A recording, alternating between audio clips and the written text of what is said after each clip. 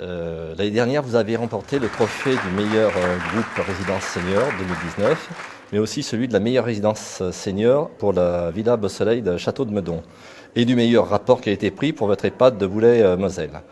Quel a été l'impact de ces récompenses pour vous? Eh ben, il a été considérable puisque d'abord ça a été un impact médiatique, c'est que ça a fait beaucoup parler de nous.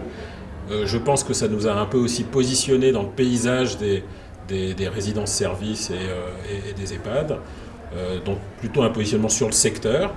Ensuite, et c'est sans doute ce qui met le plus cher, c'est un gros impact sur nos équipes parce que c'est le travail de 800 personnes qui tous les jours sont investies auprès de personnes âgées, qui essaient de leur donner le sourire.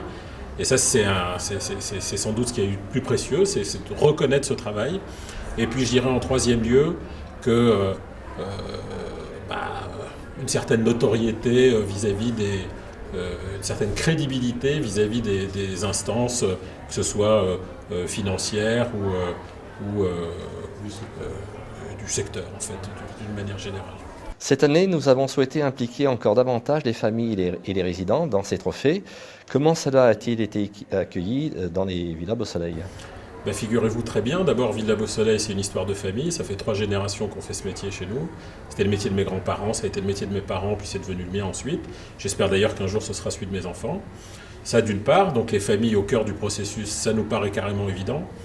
Autre chose qui est importante pour nous, c'est que ça fait très longtemps que pour nous, une résidence qui est une belle résidence, une maison de retraite qui est une belle maison de retraite, c'est une maison dans laquelle les familles ont toute leur place. Depuis très longtemps, on travaille sur ces sujets-là. On essaie de trouver la place pour les petits-enfants, pour les arrière-petits-enfants. C'est presque une évidence pour nous que le rôle des familles est déterminant. Et donc je vous félicite, moi de mon côté, d'avoir pensé à les impliquer dans le processus, parce que c'est souvent les grands absents du sujet. L'année dernière, vous aviez parlé d'innovation que vous mettiez en place pour préserver l'autonomie de vos résidents. Quelles sont vos dernières réalisations dans ce domaine? D'abord, c'est notre ADN. On est très attaché à tout le temps chercher à innover, tout le temps à fabriquer de nouvelles idées. Alors, je vais vous citer quelque chose pêle-mêle comme ça.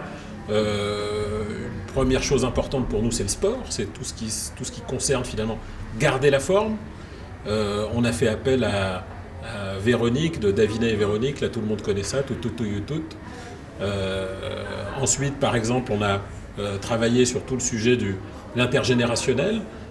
Un autre exemple qu'on aime bien citer, c'est celui des tournois de baby-foot. On fait ça avec Vikash Dorasso, qui est un ancien joueur de foot.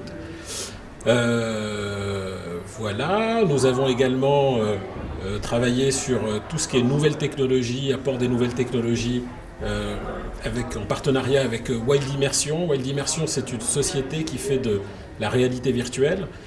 Et donc elle permet à des personnes âgées de faire des voyages fantastiques sans se déplacer, tout en restant dans leur résidence, mais c'est comme ça qu'elles peuvent aller faire un safari en Afrique, qu'elles peuvent aller voir les baleines en Islande, finalement sans se déplacer depuis leur Villa Beau Soleil.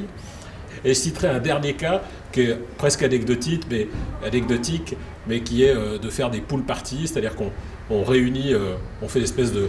Bon, c'est pas des water polo, mais c'est des grandes parties. Au moment de la canicule, on a la chance d'avoir des piscines, et donc on fait ces espèces de grandes fêtes avec cocktails et ainsi de suite, et ballons et amusements, qui est un moyen, à notre manière, de lutter contre la canicule. Enfin, en termes d'ouverture, avez-vous de nouvelles actualités à partager avec nous? Eh bien oui, vous savez sans doute qu'on est très présent en Île-de-France, historiquement. On est sans doute même le premier opérateur de résidence-service en Île-de-France. On va renforcer dans les années à venir ce positionnement, puisque nous allons ouvrir une nouvelle résidence, une deuxième résidence à Meudon, une autre à Levallois-Perret. Nous allons également ouvrir à Châtillon et à Montgeron. Voilà, donc l'année prochaine et début de l'année suivante, nous avons donc 4 ouvertures qui sont celles-ci. Et puis évidemment, tout le temps à peu près le même effort qui est mis en province, avec, je pense notamment à une ouverture à Brest et dans le sud-ouest, dont on vous donnera la primeur bientôt. Monsieur Bouraba, je vous remercie.